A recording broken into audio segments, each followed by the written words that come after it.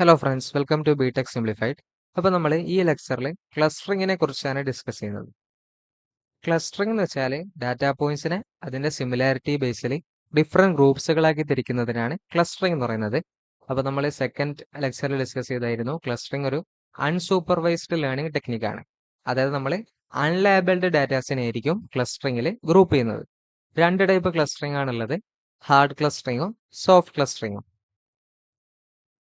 ഇവിടെ നമുക്ക് താഴെ 6 ഡാറ്റാ പോയിന്റ്സ് തന്നിരിക്കുന്നുണ്ട്, U1 U2 up to U6.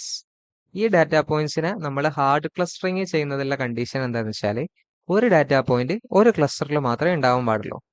ഒന്നുകൂടി പറയാം, ഒരു ഡാറ്റാ പോയിന്റ് ഒരു ക്ലസ്റ്റർ അല്ലെങ്കിൽ ഒരു ഗ്രൂപ്പിൽ മാത്രമേ ഉണ്ടാവാൻ പാടുള്ളൂ. അതേപോലെ സോഫ്റ്റ് ക്ലസ്റ്ററിങ്ങിന്റെ കണ്ടീഷൻ എന്താണെന്ന് വെച്ചാൽ ഒരു ഡാറ്റാ പോയിന്റ് മൾട്ടിപ്പിൾ ഗ്രൂപ്പ്സുകളിൽ ഉണ്ടാവാം. അതിനുള്ള പ്രോബബിലിറ്റിയാണ് നമ്മൾ സോഫ്റ്റ് ക്ലസ്റ്ററിങ്ങിൽ കണ്ടുപിടിക്കുന്നത്.